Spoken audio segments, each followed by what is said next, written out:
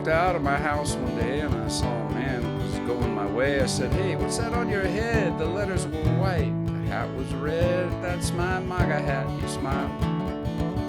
"Make America great again." "Which America was that?" I asked him. "You mean the one before Christopher Columbus?"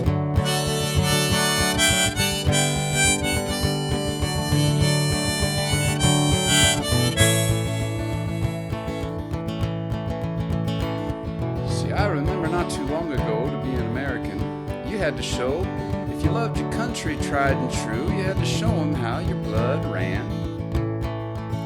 How your blood ran blue. True blue American. None of that commie pinko stuff. Better dead than red, we said.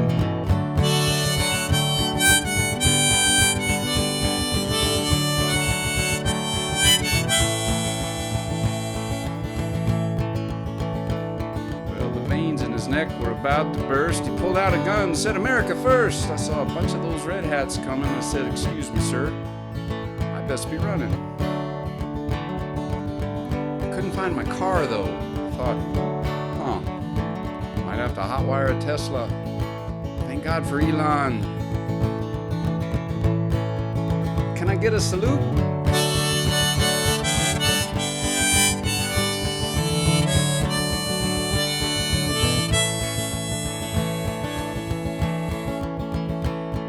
Before I made my getaway, I wanted to find what makes these red hats think this way. He said Haitians and cats and DEI and immigrants taking my slice of the pie. I said, yeah, that might be rough. But say, why don't you tell me here, where do your people come from? He looked away. He said, I don't really recall, but somewhere across the ocean. Somewhere near Italy?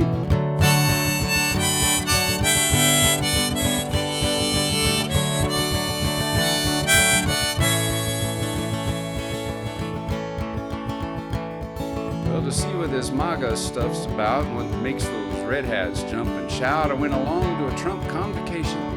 I was surrounded by a whole red nation.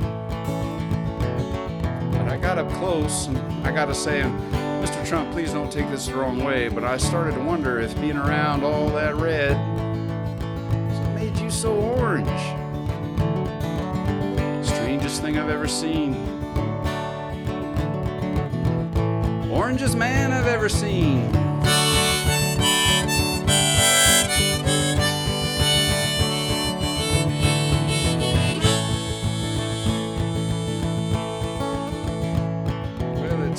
People were about to go home, and I thought I better make my own way too. The red hat guy said, "You coming along?" And I said, "Well, yes I am, but not with you."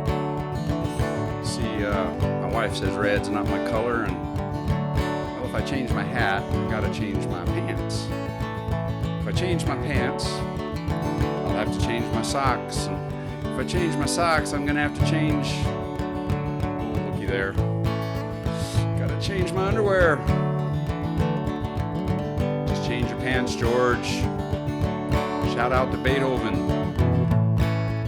If you know, you know.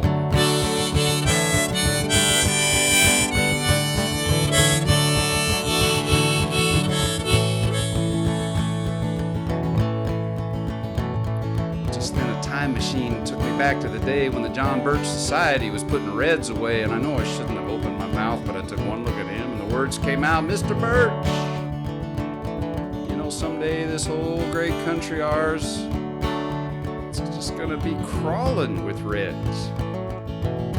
Yeah, well, I wouldn't worry about it much if I were you. I think you'll fit right in. Just get a hat.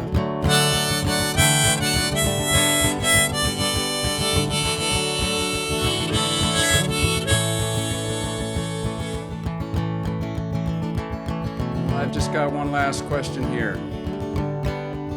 Where's that McCarthy fella at? I mean, I think about how busy he could be chasing down all those reds. I mean, there's red hats everywhere. Think of everything he could do. Chasing down those hats.